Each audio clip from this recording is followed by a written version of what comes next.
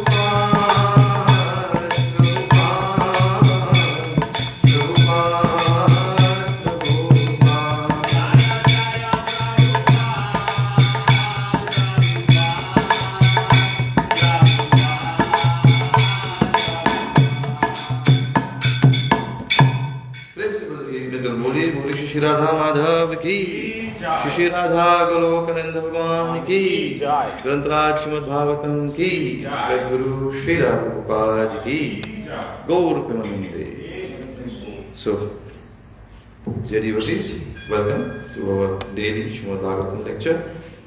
Boli Hare Krishna, Hare Krishna, Krishna Krishna, Hare Hare, Hare Rama, Hare Rama, Rama Rama, Hare Hare. Alors, nous venons lire depuis Srimad Bhagavatam, et quatrième canto, quatrième chant et chapitre 23. Nous avons presque terminé avec le chapitre. Alors aujourd'hui c'est le shlok, le texte 37. Hare Krishna Prabhuji. Jai Shri Radha Govinda Bhagavan ki jai. Dhanyavad Prabhuji. Hare Krishna. Alors, très intéressant, et parce que, comme on peut dire, et dans ce chapitre-là, et à partir, là on arrive le texte 37 aujourd'hui, mais à partir de 31, et Srila Vyasdev et Maître Rishi, il explique à Vidur le Shrutipal. Shrutipal, tout le monde dit, c'est n'importe qui katha qu'on a écouté, nous avons un pal, un fruit qui nous gagne. Parce que toute action qui nous fait, nous gagne ce fruit. Alors, dans ça, katha avant là, nous avons 9 chapitres qui nous dédient à Prithu Maharaj. Alors, nous écoutons passe-temps de Prithu Maharaj pendant plusieurs mois, nous venons dire. Ok? Alors, il explique que quand une personne écoute sa katha-là, qui se Shrutipal les gagne. Alors, peut-être 31 jusqu'à la finition du chapitre-là, nous vous trouvez, c'est explique le Shrutipal. Alors, vous dites Om Namo Bhagavate Vasudevaya. Om Namo Bhagavate Vasudevaya. Om Namo Bhagavate Vasudevaya. Narayanam Namaskritya Naram Chaiva Narottamam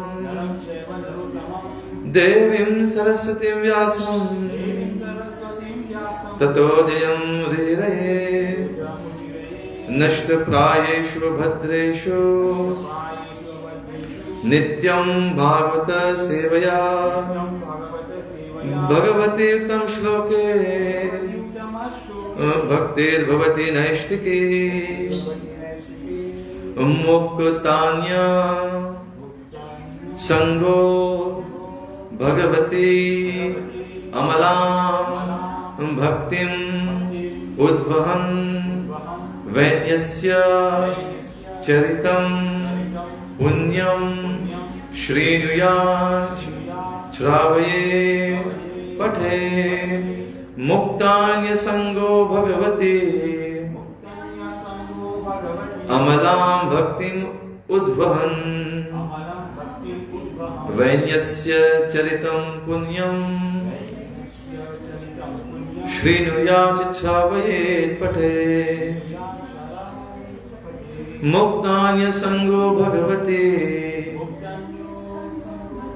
Amalam Bhaktim Udvahan Vainyasya Charitam Punyam Shrinuyat Shravayet Pathe Muktanya Sango Bhagavati Amalam Bhaktim Udvahan Vainyasya Charitam Punyam Shrinuyat Shravayet Pathe. Prabhuji? Muktanya Sango Bhagavate Amalam Bhaktim Udvahan Vainyasya Charitam Punyam Shrinuyat Shravayet Pathe. Mataji. Muktanya Sango Bhagavate Amalam Bhaktim Udvahan Vainyasya Charitam Punyam Shrinuyat Shravayet Pathe. Mata. Muktanya Sango Bhagavate Amalam Bhakti Udvahan Vainyasya charitam punyam Shrinuyat Sravayet Pathe. बोलिए मुक्त अन्य संगह. ये जो मुक्तान्य और संगो, तो word to word translation we taking. मुक्त अन्य संगह, being freed from all material contamination, Bhagavati, unto the Supreme Personality of Godhead, Amalam, unalloyed, Bhaktim, devotional service, Udvahan, carrying out, Vainyasya, of the son of Maharaj Vena, Charitam, character, Punyam, pious, Shrinuyat, must hear, Shravayet, must induce others to hear, Pathet, and go on reading. Translation and purport by Jagadguru Srila Prabhupada ki. A pure devotee, who is executing the different processes of devotional service may be situated in the transcendental position, being completely absorbed in Krishna consciousness. But even he, while discharging devotional service, must hear, read, and induce others to hear about the character and life of Prithu Maharaj. Jai.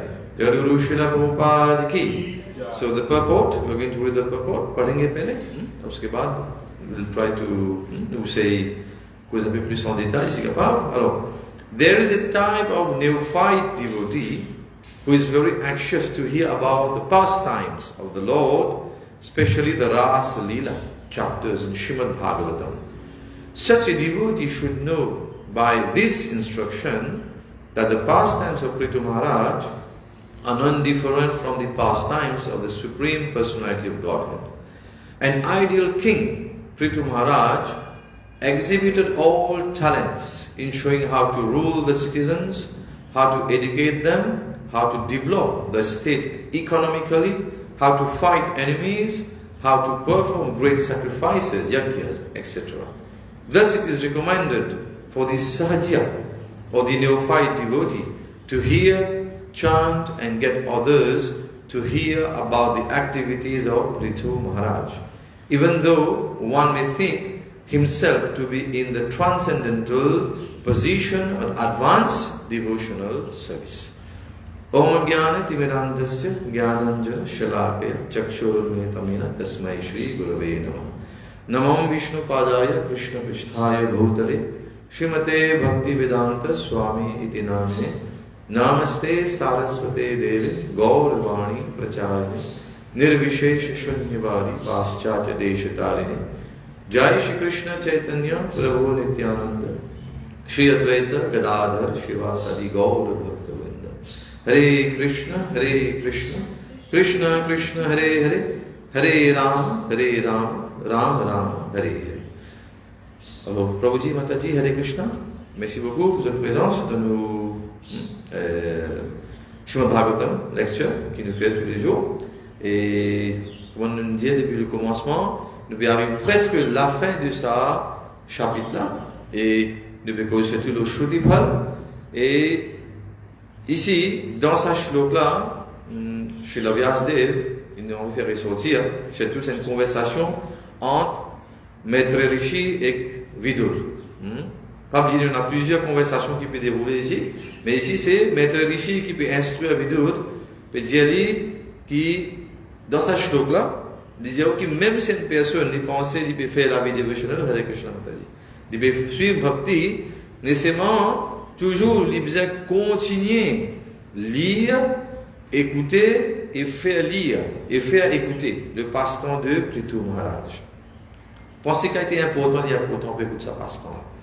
Dans le shlok avant, nous pouvons trouver que Nous avons apporté le texte 31 de ce chapitre-là.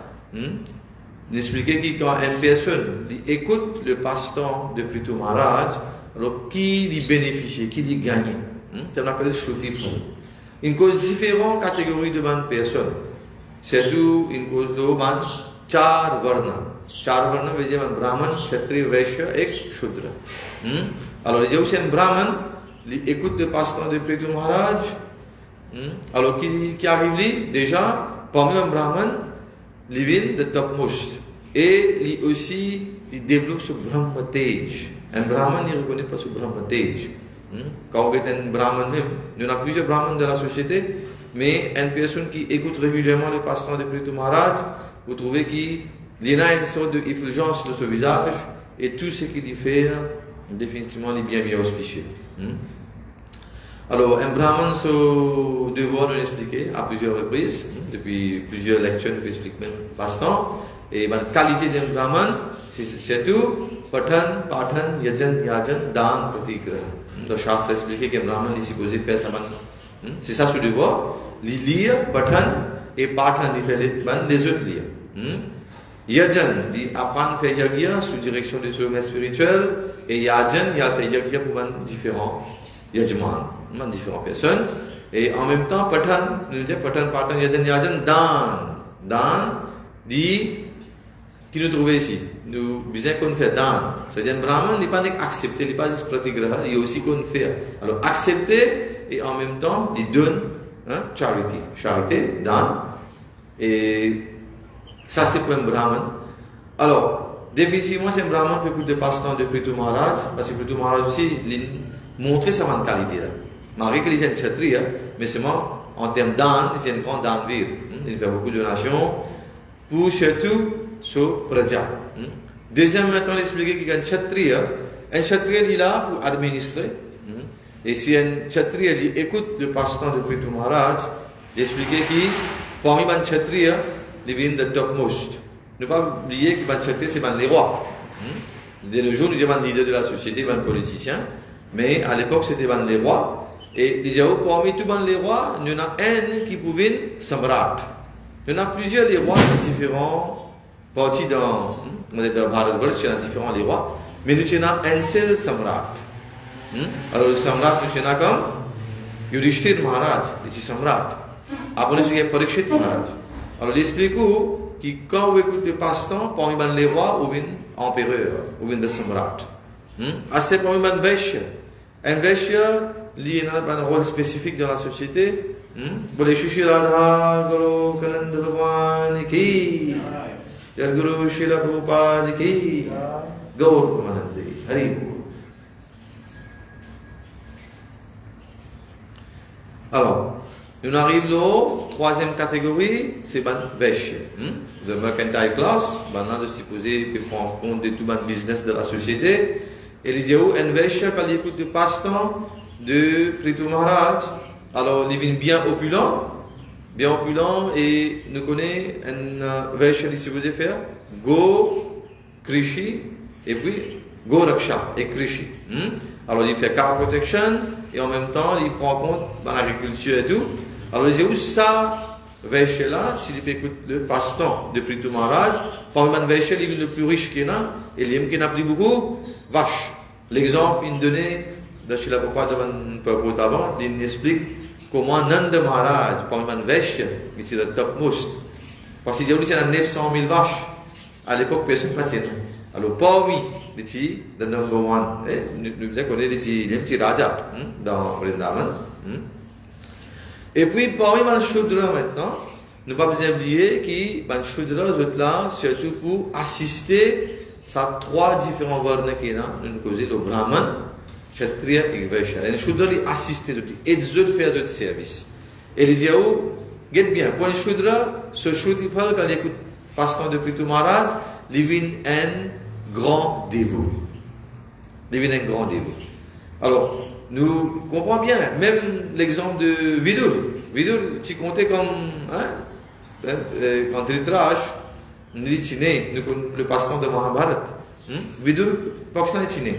Quand Srila Vyasadeva, tu viens donner ses blessings à Ambika et Ambalika, nous connaît, qui là-dedans, qui fait Dhritarashtra Sivin aveugle, qui fait Pandu, les Sivin bien pâle, qu'on nous dit. Et là, troisième, c'était un Dasi qui s'est venu. C'était supposé, from the shoot de la classe, qui s'est venu, s'est déguisé, parce qu'en bas, en Ambika, c'est bien revenu, mais il n'est pas revenu, mais si vous avez il dit qui les pauvres un grand dévot et un grand administrateur. Alors ça c'est, et vous trouvez tout le long de ce parcours, Vidur, il toujours support dharma. Ça veut dire qu'il toujours fait ce dharma. C'est à cause de ça que Vidur aujourd'hui, les plus populaires, qui même certaines bandes, peut-être des brahmanes qui tiennent dans le passage de Mahabharata, qui sont plus populaires si nous regardons bien. Acharya Drona ou Vidur? De façon parler, si nous regardons, c'est Vidur qui est plus populaire. Parce qu'il fait, voilà, il fait ce dharma. Et il explique comment, quand on écoute le passe-temps de Bhagavan, Shri Krishna, et de ce man pur dévot, c'est ça ce Shruti Phala. Ou une bien famous, ou une bien populaire, ou une bhakta, un Shruti Bhakta. Alors, l'exemple qu'il nous donnait, alors, les gens qui, dans le propos, je ne peux pas expliquer, qu'il y a beaucoup de types de ban dévots. On ne peut pas dire qu'il y en a, Kanishta Adhikari, Madhyam Adhikari, et ban Uttam Adhikari. Mais les gens ban Kanishta Adhikari, ban qui, vous êtes encore au niveau néophyte, faites commencer. Alors, je t'envie, écoute le passe-temps de Bhagavan Shri Krishna, c'est le 10e chant, 10e canto de Srimad Bhagavatam. Que nous dit là-bas, il y a Ras Lila. Il y a 90 chapitres dans le 10e canto. Je t'envie aller directement là-bas. Vous pensez que tout le dévot nous un peu comme ça. Quand nous commençons, on veut écouter ça dans le passe-temps là. Mais l'expliquons que Srimad Bhagavatam est écrit d'une façon qui nous besoin de procéder graduellement. Nous n'avons pas besoin, comment dire, brûler l'étape. Je ne sais pas, il y a n'importe quelle place où vous ouvrir pour lire, il y a eu par exemple 10 000. N'importe quoi pour goûter, il peut nous-mêmes. Mais c'est moi, si nous avons envie de comprendre le passe-temps, bien assimile, comment dire, l'essence, le sar du Kete. Pour les comprendre, l'essence de Srimad Bhagavatam, nous devons lire depuis le premier canto, nous monter doucement. Là, nous avons le 4e canto. Alors, qui fait, chez la Prabhupada aussi, dans son introduction, il explique nous qu'il nous besoin de lire de sa façon systématique là.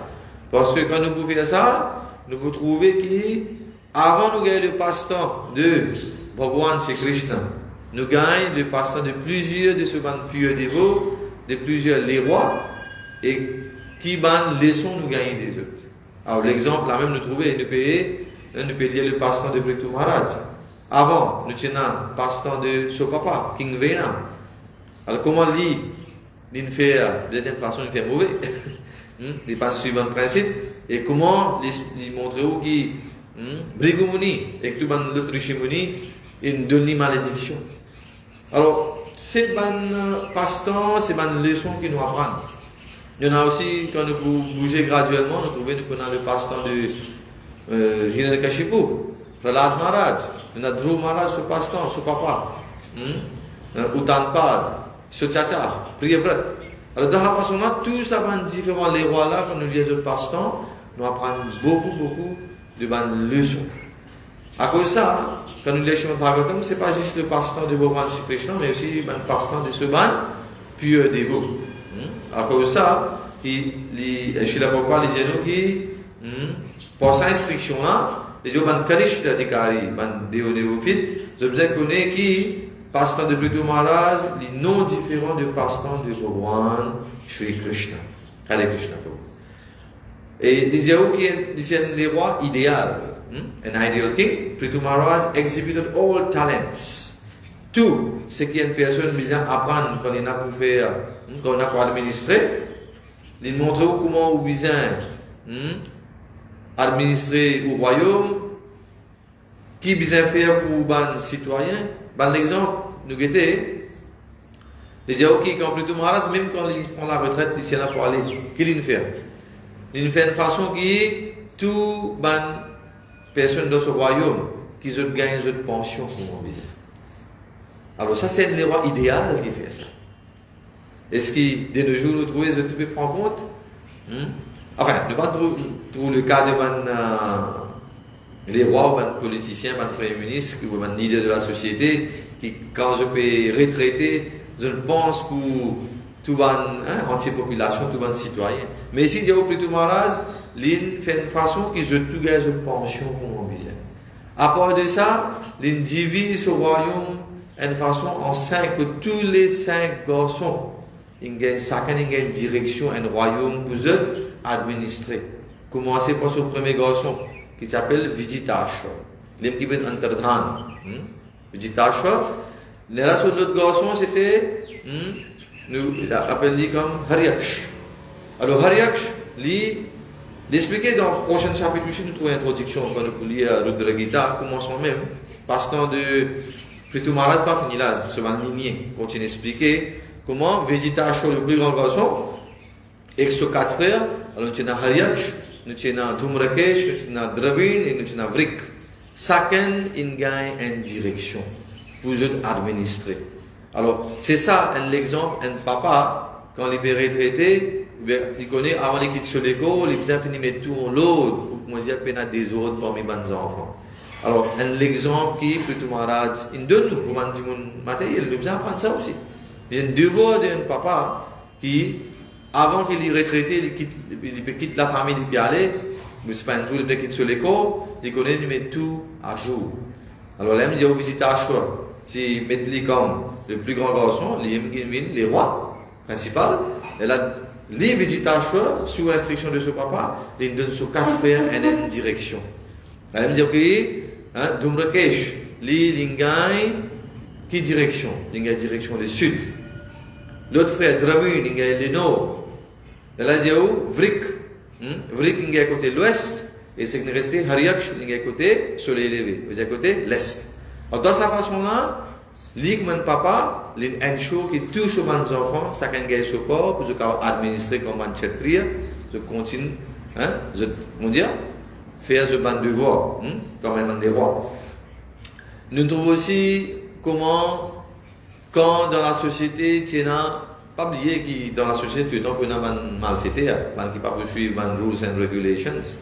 Alors, ban qui passe payer taxes, tu peux se sauver. Ban qui anti-social elements, ban voler. Les gens qui comment dire, ils peuvent punir les autres pareil comment dire Yamraj. Tout cela est expliqué. Pour les gens, les rois idéal, ils pas juste là pour comment dire venir et comment dire juste pour gagner un vote.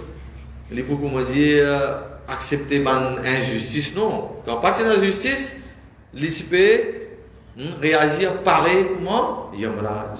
Et les gens qui quand ils donnent punition, pareil, comment dire, Indra peut donner punition avec ce vote. Tout ça, un exemple donné, la qualité de Prithu Maharaj. Alors quand nous pouvons faire ce temps-là, nous avons beaucoup de purification et aussi nous pouvons apprendre. Et pas oublier que nous tous, nous pouvons assumer certains rôles de leadership dans la société. Hare Krishna. Aïe, soit nous tous, nous pouvons jouer un rôle de leader dans la société. Alors comment nous pouvons leader la société, comment nous pouvons leader la famille? C'est très important. Comment nous apprendre ça? C'est à travers le pasteur de Prithu Maharaj. Shrimad Bhagavatam, ce n'est pas juste, on dirait, lire des histoires. Non, il y a beaucoup de philosophie, il y a beaucoup à apprendre. Et c'est beaucoup d'éthique. Comment apprendre étiquette, comment nous devons vivre dans la vie. Tout ça est très important. Il dit, how to develop the state economically. Tout le monde content. Dharma, artha, kam, or moksha. Tout le monde content ça. Mais j'explique que si nous faisons juste des economic development, qu'on appelle artha. Et parce que le monde de nos jours, si nous regardons bien, juste des quoi? Artha, arkam. Veut dire nous des développements, nous tout peut travailler pour ramasser casse, pour accumuler beaucoup de casse de la banque, pour faire beaucoup de développement en termes matériels, et nous tout comptons l'amusement. Mais seulement, il y a aussi pas de dharma et l'aspect moksha, qui joue là, tu fais une classe sociale spécifique. Pareil, il y a aussi un séval qu'on peut galoper. Séval là, il y a un séval pour le galoper en vie.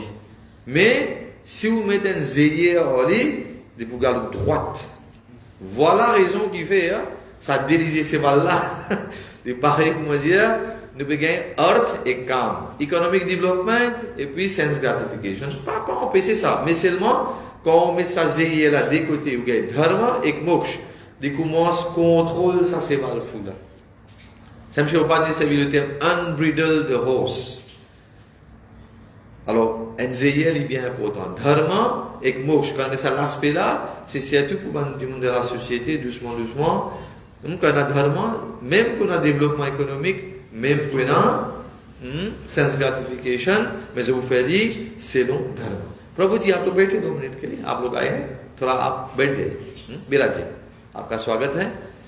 हम लोग तो local language में श्रीमद् भागवतम की कथा अभी की खंडन कर रहे हैं, तो यदि आप लोग चाहेंगे तो थोड़ा सा हिंदी में भी, अंग्रेजी समझते हैं आप लोग, सब अंग्रेजी समझते हैं, नहीं तो आप चाहेंगे तो हिंदी, पर हिंदी बोलेंगे तो काफी जो भक्त हैं उनको नहीं आती है।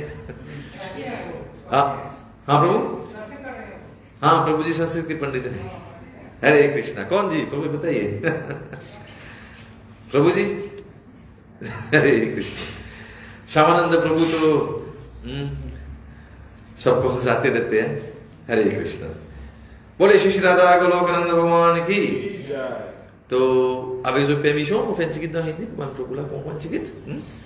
तो आप सबका का स्वागत है हमारे इस, हम तो नित्य यहाँ पर भागवत कथा करते रहते हैं। तो यहाँ पर पृथु महाराज के जो चरित्र है उसके बारे में हम लोग चर्चा कर रहे हैं। आपने सुना है पृथु महाराज जी के बारे में? पृथु महाराज नहीं, पहले बार सुन रहे हैं। तो पृथु महाराज कौन थे? अभी देखा जाए तो ध्रुव महाराज के बारे में सुने आप लोग? ध्रुव महाराज, हाँ, तो ध्रुव महाराज के वंशज है पृथु महाराज। तो ध्रुव महाराज जी के जो पिता कौन थे? राजा उतानपाद। तो उतानपाद के जो थे, तो ध्रुव महाराज को सुने कथा कि कैसे उनकी जो माता थी, उनके माता का नाम था सुनीति, और उनकी और एक माता थी क्योंकि राजा के 2 पटरानियां थे, उनका नाम थी सुरुचि।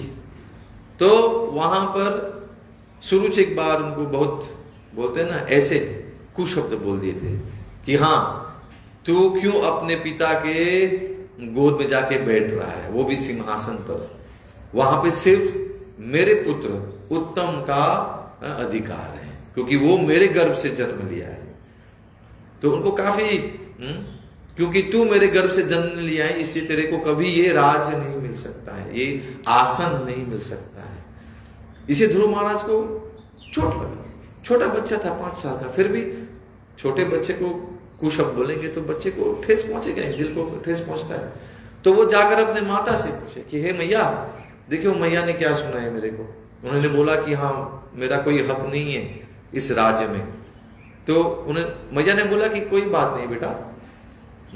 और सुरुचि माता अच्छा कार्य भी किया। उन्होंने बोला कि जाओ ढूंढो, भगवान से जाकर विनती करो कि अगले जन्म तेरा जन्म मेरे गर्भ से हो, तब तेरे को मिलेगा ये राज्य। तो कहीं ना कहीं सुरुचि माता ने क्या किया उनका पथ खोल दिया कि जाओ भगवान को ढूंढो। तो अब जब जाकर पूछा अपने मैया से, सुनीति माता से, कि कहाँ भगवान जी कहाँ मिलेंगे, तो बताया गया कि हाँ आप जाओ महावन में जाइए, महावन में भगवान जी रहते हैं, भगवान जी अपने लीला करते हैं। तो वो गए महावन में, और महावन जाते समय वहां पर उनके गुरु प्रकट हुए। नारायण नारायण करते करते नारद मुनि प्रकट हुए। उनके बोले कि हाँ कि आप इतने छोटे बालक हो, 5 साल के बालक हो, अभी तक खेलने कूदने के दिन है, आप क्या करने आए हो यहाँ पर? मैं बोला नहीं, मैं यहाँ तपस्या करने आया हूँ, मैं आया हूँ भगवान जी को ढूंढने। तो भगवान जी को मिलना आसान नहीं है। भगवान जी, यदि आपको दर्शन चाहिए भगवान जी का, तो आपको क्या करना चाहिए? भगवान जी के लिए तपस्या करना चाहिए। तो आप तपस्या कर रहे हैं? हमने हाँ मेरे को तपस्या कर। उन्हें बोला जाओ वापस। तो यहाँ पर गुरु क्या है? शिष्य का अभी परीक्षा ले रहे हैं, परीक्षा लेते हैं गुरु पहले। तो उन्हें देखा कि नहीं नहीं, ये जो छोटा सा बालक है उनमें एक अभी क्या है, वो उनमें धैर्य है और दृढ़ता है उनमें, क्योंकि उनको भगवत प्राप्ति करनी है। पहले तो वो आए थे वहां पर क्या, भगवान से बोले कि हाँ मेरे को राज दीजिए, मेरे पिता से और अधिक जितना भी बढ़िया राज चाहिए मेरे को, क्योंकि ये राज तो नहीं चाहिए, पिता का जो राज है मेरे भाई को मिलेगा, उनसे और बढ़िया चाहिए। तो इस लक्ष्य से वो आए थे भगवान जी से मिलने। तब इसके बाद क्या हुआ, नारद मुनि को बोला कि ठीक है बेटा, अभी ये जो मंत्र है इसका जाप करो और ऐसे ऐसे विधि हैं आप करो। ओम नमो भगवते वासुदेवाय। तो ये मंत्र जाप करते करते बताया जाता है कि शुरुआत में ध्रुव महाराज कितने तपस्या की। शुरुआत में कंदमूल फल खाते थे, उसके बाद धीरे धीरे कंदमूल खाना भी बंद कर दिए, उसके बाद उन्होंने पत्ता खाए, उसके बाद सिर्फ जल पर रहे, और 6 महीने के बाद वो सिर्फ हवा खाने से, बोला हवा खा रहे हवा पर जी रहे थे। तो 6 महीने के बाद इतना हाहाकार मच गया कि पूरा बोलते ना विश्व में अभी जो देवता देवी है ना, वो लोग बोले कि ये भी क्या हो रहा है यहाँ पर, ये छोटा सा बालक इतना तपस्या क्यों कर रहे हैं। तो ये 6 महीने के बाद भगवान साक्षात आए दर्शन देने ध्रुव महाराज, और उनको बोलते हैं ना, उनका जो हाथ, भगवान जी चतुर्भुज है ना, चारों हाथ में क्या है, शंख चक्र पद्म और गदा। भगवान जी दर्शन दिए और जो शंख है बस छू लिए उनके सर पर। और उस समय क्या हुआ, ध्रुव महाराज को पूरा जो बोलते हैं ना, जो भी ज्ञान है, आध्यात्मिक ज्ञान को प्राप्ति हुई भगवान जी के आशीर्वाद से। तब उसके बाद भगवान जी बोला कि हाँ वर मांगो, ए वत्स क्या चाहिए तेरे। तो उन्होंने कि प्रभु आप मेरे को दर्शन दे दिए, वर मेरे को क्या चाहिए, मेरे को और कुछ नहीं चाहिए। तो भगवान जी नहीं, वर मांगो, आप इतने समय तक आपने मेरे नाम का जप किया और आपने तपस्या की, तो तपस्या का फल मिलना चाहिए आपको, क्या चाहिए आपको बताइए। आप तो चाहिए था ना राज्य, अपने पिता से और उत्तम राज्य चाहिए था आपको। नहीं प्रभु, आपका दर्शन मिलने के बाद मेरे को कुछ नहीं चाहिए, इस भौतिक संसार का कुछ भी नहीं चाहिए। फिर भी भगवान जी उनको क्या दिए, उनको दिया ध्रुव लोक, इसी को कहते हैं द पोल स्टार। तो देखिए भगवान जी इतने दयालु हैं कि जानते हैं कि हमारे भक्त को क्या चाहिए, और भक्ति करेंगे तो आपको सब कुछ मिलेगा। जैसे हम बोलते धर्म अर्थ काम और मोक्ष, सब भी इससे भी ज्यादा मिलेगा। इससे ज्यादा क्या मिलेगा आपको भगवान जी के प्रति शुद्ध भक्ति। तो ध्रुव महाराज के बोलते हैं जो वंशज हैं आए, उनके एक वंशज रहे राजा वेणा। राजा वेणा, अब देखिए राजा होने के बावजूद वो क्या किए, राजा का कर्तव्य क्या है, प्रजा की रक्षा करना और जो भी उनकी देखभाल करना, जैसे अपने खुद के बच्चे की देखभाल करना चाहिए। पर वहां राजा वेना वो तो सोच रहे कि वो भगवान बन गए। तो जो भगवान का जो भक्ति हो रही थी, वो बोले सब बंद करो, अब मेरा भजन करो, मैं भगवान हूं क्योंकि मैं देखभाल करता हूं आप लोगों का। तो भृगु मुनि और अन्य ऋषि मुनि आए, ब्राह्मण गण आए और उनको शाप दिए। तो क्या हुआ, पृथु महाराज राजा वेना को क्या हो गया, वो तो शरीर त्याग दी, और उनका जो शरीर है ना, क्योंकि ये ध्रुव महाराज के वंशज हैं, तो उनके शरीर से उन्होंने जो ऋषि मुनि के गण हैं, और बोलते उस समय के जो वैज्ञानिक थे, जो ऋषि मुनि गण वो लोग वैज्ञानिक थे, साइंटिस्ट, आजकल के वैज्ञानिक नहीं है। तो उन्होंने क्या किया, अंग्रेजी में कहते हैं चर्निंग। उन्होंने राजा वेण के शरीर से उन्होंने क्या निकाला, चर्निंग करके क्या निकाला उन्होंने, मंथन। चर्निंग का मतलब मंथन करते। तो मंथन करने से कौन प्रकट हुए, राजा पृथु और उनके साथ उनकी अर्धांगिनी रानी अर्ची। तो वो जब उत्पन्न हुए तो वहां से बोले 19वीं अध्याय से लेकर अभी यहां तक हम लोग पहुंचे हैं 23वीं अध्याय तक। यहाँ इतने अध्यायों में राजा पृथु के चरित्र के बारे में हम लोग चर्चा करेंगे। राजा पृथु भी बहुत ऐसे सिखाए हैं हमको। एक बहुत सुंदर श्लोक है कि कैसे आपको अपने घर में और अन्य समाज में कैसे जीना है, खासकर पुरुषों को। पुरुष में रहते हैं क्या, 5 विकार और 6 क्लेश।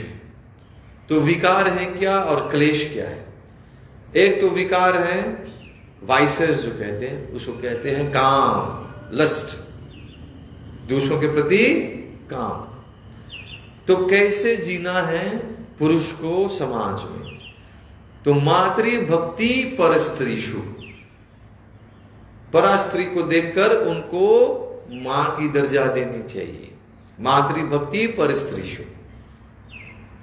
तो यदि जो भी पुरुष हैं, यदि वो ये राजा पृथु के चरित्र का श्रवण करेंगे और उनके बताए हुए बातों पर वो लोग अमल करेंगे, अपने जीवन में उतारेंगे, तो समाज में शांति रहेगी. There won't be any illicit activities. जो होते हैं पर स्त्री या पर पुरुष के साथ जो संबंध है वो नहीं रहेगा समाज में. क्योंकि आज के समाज में क्या चल रहा है आजकल तुम देखते क्या है, डाइवोर्स रेट बढ़ते जा रहे हैं. क्यों? क्योंकि ये सब समस्या यही है कि पर स्त्री संग पर पुरुष संग हो रही. तो राजा पृथु ये सिखा रहे कि मातृभक्ति पर स्त्रीषु, पर स्त्री को देखकर माँ की दर्जा देनी चाहिए. इसीलिए हमारे समाज में, हरे कृष्णा प्रभु जी, जो भी आते हैं हमारे मंदिर में, उनको जितने भी स्त्री हैं उनको हम लोग क्या कहते हैं, माता जी कहते हैं. प्रभुपाद जी बोले यहाँ बहन भी नहीं, माता जी, क्योंकि माता और पुत्र का जो संबंध है एकदम पवित्र संबंध है. तो मातृ भक्ति पर स्त्रीषु. उसके बाद क्या है, पत्न्याम अर्ध इवात्मनः. जो आपकी जो पत्नी है उनको अर्ध, आपके खुद का जो अंग्रेजी में कहते हैं बेटर हाफ.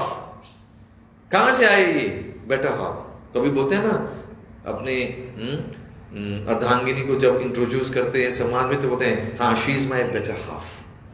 तो कहां से आया ये पृथु महाराज के ही चरित्र से हम लोग सीखे.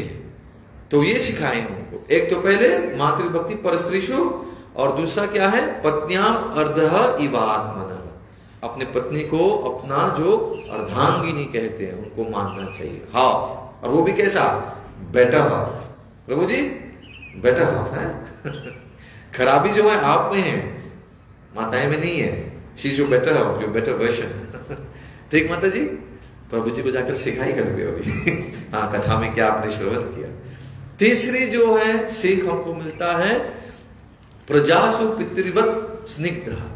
प्रजा को कैसे देखते थे, वो राजा थे, राजा पृथु, और प्रजा को अपने एक पिता की तरह, वो जैसे पुत्र को देखते हैं, जितने स्नेह देते हैं, इसे बोलते हैं प्रजासु पितृवत स्निग्ध. तो बहुत स्नेह है, विद लॉट्स ऑफ अफेक्शन. जैसे आप अपने पुत्र को देखते हो, वैसे ही राजा अपने प्रजा को देखते थे, राजा पृथु. और चौथी जो हमको मिलता है सीख, किंग करो ब्रह्मवादिना. जो ब्रह्मवादी हैं, जो भक्तगण हैं, उनके हमेशा उनकी सेवा में लगे रहने का.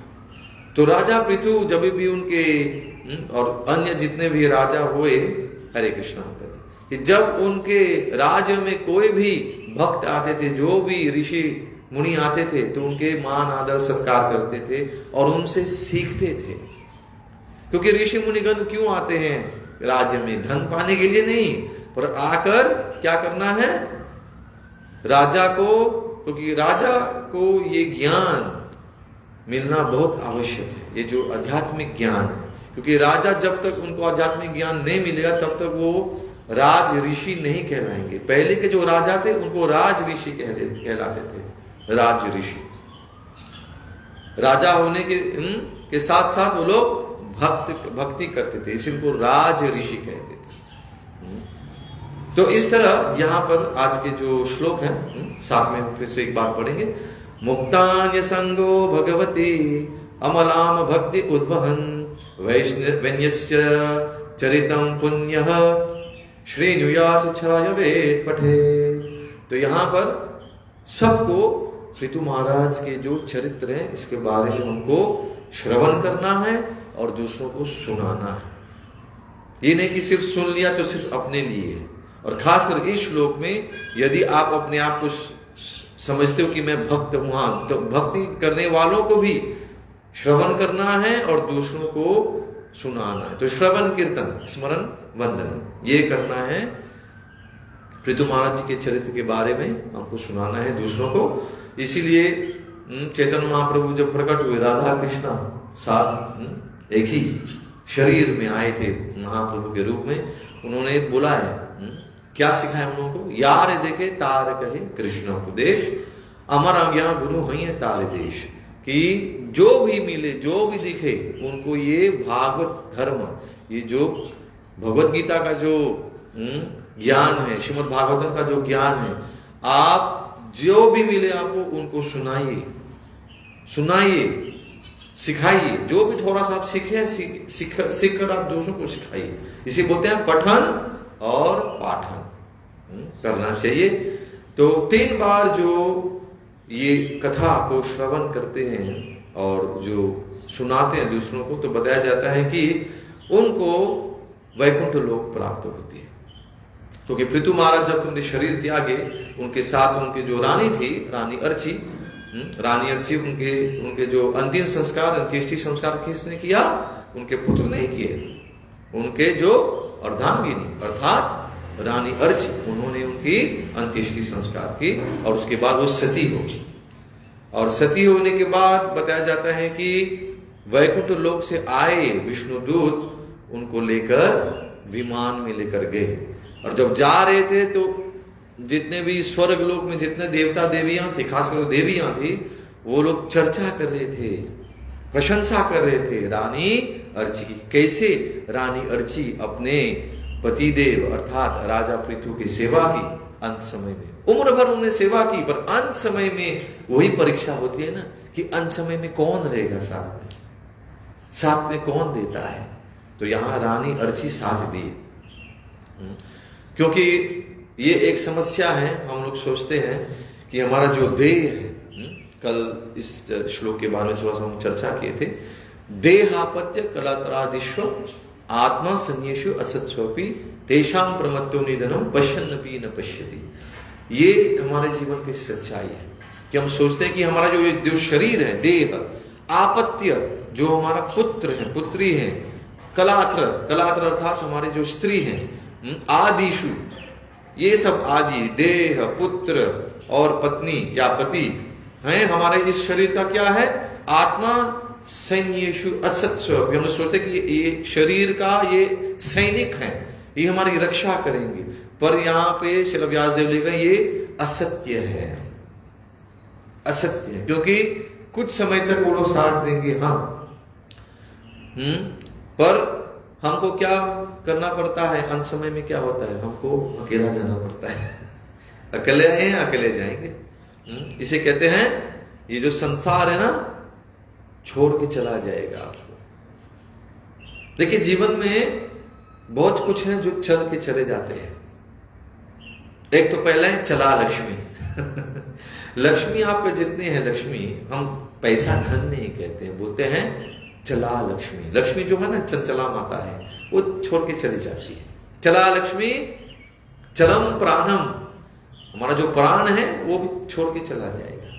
है कोई जो बोलेगा कि नहीं मेरा प्राण छोड़ के नहीं जाएगा मेरे को? नहीं। चला लक्ष्मी चलम प्राणम, चला जीवत यौवनम। ये जीवन का जो यौवन है, यूथफुलनेस, क्या हम हमेशा जवान रहेंगे? नहीं, विल बिकम ओल्ड। वृद्ध अवस्था तक हमको ये दर्शन करने हैं यहाँ पे हम लोग। जन्म मृत्यु जरा व्याधि, जरा जो कहते हैं बुढ़ापा, तो ये भी यौवन छोड़ के चला जाता है हम लोगों को। और चला चले थे संसारे, ये संसार भी छोड़ के चला जाता है हम लोगों को। पर कौन नहीं चलेगा हम लोग को? कौन नहीं छोड़ेगा? हमारा जो धर्म है, धर्म एक निश्चलम, धर्म कभी नहीं छोड़ेगा। यदि आप धर्म के पद पर चलेंगे, अर्थात भगवान के बनाए हुए धर्म पर आप चलेंगे, तो भगवान जी कभी नहीं छोड़ेंगे आपको। भगवान बोलेंगे मैं हमेशा तेरे साथ था, हूं और हमेशा रहूंगा। तो ये सीख है आज के इस कथा के बारे में हमने चर्चा की है, पृथु महाराज के बारे में।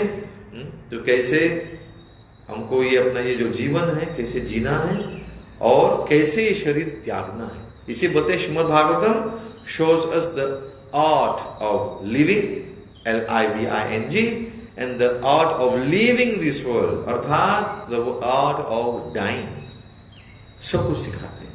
And also the art of leading people, leadership, जैसे पृथु महाराज सिखाए हमको कि कैसे वो जब जा रहे थे, जब उन्होंने वानप्रस्थ आश्रम वन की ओर प्रस्थान किए, तो वानप्रस्थ उन्होंने आश्रम में जब उन्होंने पहला कदम रखा, तो इससे पहले उन्होंने क्या किया?